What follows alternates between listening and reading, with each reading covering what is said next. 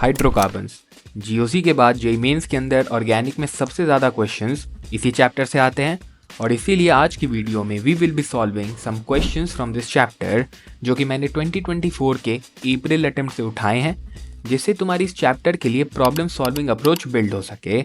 But उससे पहले PYQs solve करने के साथ साथ एक और चीज़ है जो इक्वली इम्पॉर्टेंट है, दैट इज़ मॉक टेस्ट देना। And for that you can use PW की रैंकर्स टेस्ट सीरीज़। ये पूरी टेस्ट सीरीज़ तुम्हारे NTA द्वारा रिलीज नए एग्जाम पैटर्न पर बेस्ड है। इसमें तुम्हें 4 पार्ट टेस्ट और 11 फुल टेस्ट मिल जाएंगे with a pretty good variety of questions. ये पिछले 10 सालों में आए सभी कॉन्सेप्ट्स को कवर करता है, दैट मीन्स गुड रिवीजन। नए सवाल भी हैं सो दैट तुम्हें रियल एग्जाम लाइक एक्सपीरियंस मिले। सबसे अच्छी बात है कि सभी क्वेश्चंस के डिटेल्ड सॉल्यूशंस भी तुम्हें मिल जाएंगे सो दैट तुम्हें अपनी मिस्टेक्स पता चल सके एंड तुम उनको रेक्टिफाई कर सको। And now it's high time कि तुम वीकली 1 से 2 टेस्ट देने लग जाओ and this test series will help you in that. Buying link is in the description, do check that out. Now going back to our video, the first question asks कि इनमें से कितने compounds Friedel craft reactions नहीं देंगे। तो हमें इसमें logic क्या लगाना है कि Friedel craft reactions electrophilic reactions होते हैं। दैट मीन्स अगर कोई ऐसा ग्रुप लगा है जो कि बेंजीन रिंग को डीएक्टिवेट कर रहा है तो उस केस में ये रिएक्शंस नहीं होंगे। एक एक करके सारे कंपाउंड्स को चेक करते हैं। टाउलिन, इसमें बेंजीन रिंग पे एक अल्काइल ग्रुप लगा है जो कि एक्टिवेटिंग ग्रुप होता है, हेंस ये फ्रीडल क्राफ्ट रिएक्शंस देगा। सिमिलरली क्यूमीन और जाइलिन भी ये रिएक्शंस देंगे। इसके बाद अगर नाइट्रोबेंजीन को देखें तो नाइट्रो एक स्ट्रांगली डीएक्टिवेटिंग ग्रुप है, hence nitrobenzene will not undergo Friedel craft reactions. Similar case dinitrobenzene के साथ भी होगा।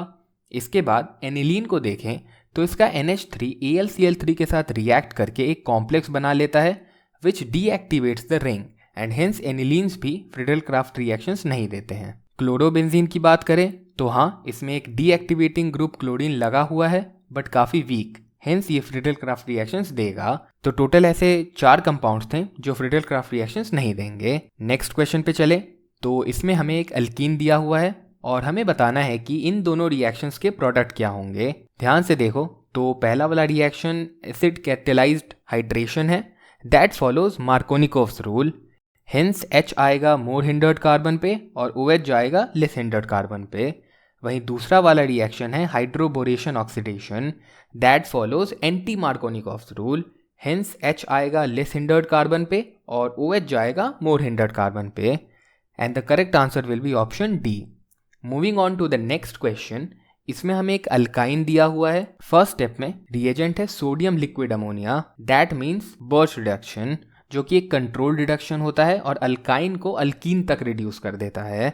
सेकेंड स्टेप में रिएजेंट है dilute KMnO4, that means controlled oxidation, hence ये पाई बॉन्ड टूट जाएगा और दोनों कार्बन पे एक एक OH लग जाएंगे। This will be our product P, जिसमें 2 ऑक्सीजन्स हैं, hence the correct answer will be 2।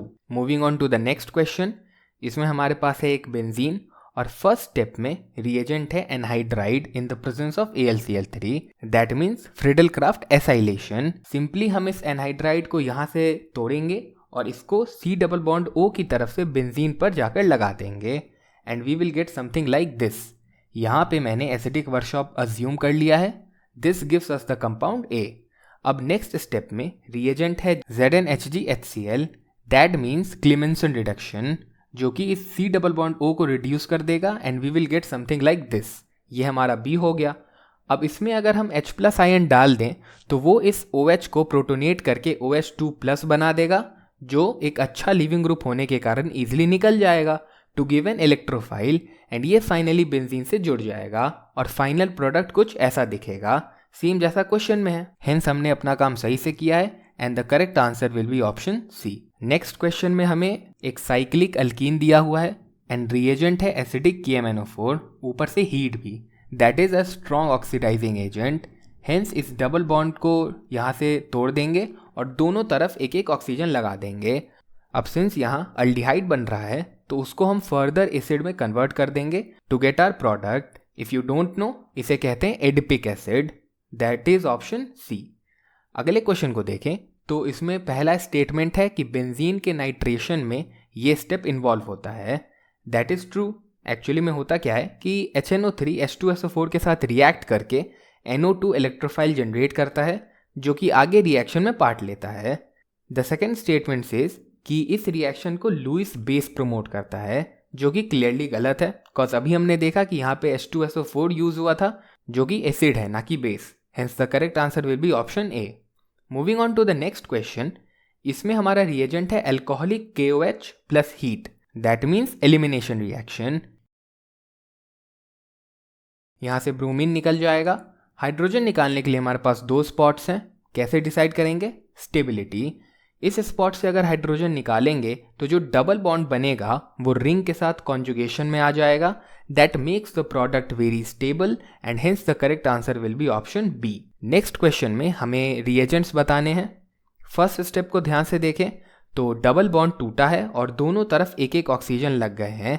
ये ओजोनोलाइसिस में होता है, hence the correct option is either B और सी। अब सेकेंड स्टेप को अगर ध्यान से देखें तो इसमें सिर्फ COCH3 वाले पार्ट का सिलेक्टिव ऑक्सीडेशन हुआ है जो कि आयोडोफॉर्म रिएक्शंस में होता है एंड हेंस सही ऑप्शन हो जाएगा ऑप्शन सी। अब चलते हैं वीडियो के लास्ट क्वेश्चन पे। इसमें हमें पहले तो प्रोडक्ट बी और सी आइडेंटिफाई करने हैं एंड देन बताना है कि ए और सी कैसे रिलेटेड हैं। फर्स्ट स्टेप में रिएजेंट है alcoholic KOH plus heat, that means elimination reaction. यहाँ से ब्रोमीन और बगल वाले कार्बन से हाइड्रोजन निकल जाएगा to form a double bond and हमें कुछ ऐसा प्रोडक्ट मिलेगा। ये हो गया बी। सेकेंड स्टेप में हमारे पास है HBr in ether medium, hence Markovnikov addition हो जाएगा टू गिव दिस प्रोडक्ट। ये हो गया सी। अब ए और सी को ध्यान से देखें तो ये एक दूसरे के पोजीशन आइसोमर्स हैं। बेसिकली ब्रोमीन की पोजीशन सिर्फ अलग अलग है दोनों में, बाकी सब तो सेम ही है, हेंस करेक्ट आंसर हो जाएगा ऑप्शन सी। इतना ही रखते हैं इस वाले वीडियो के लिए। हमने देखा कि जेईई मेंस के अंदर हाइड्रोकार्बन से किस तरह के सवाल आते हैं और उन्हें सॉल्व करने के लिए हमें क्या अप्रोच रखनी चाहिए। If you want more PYQ solving sessions like this, do share this video with your friends and don't forget to subscribe the channel.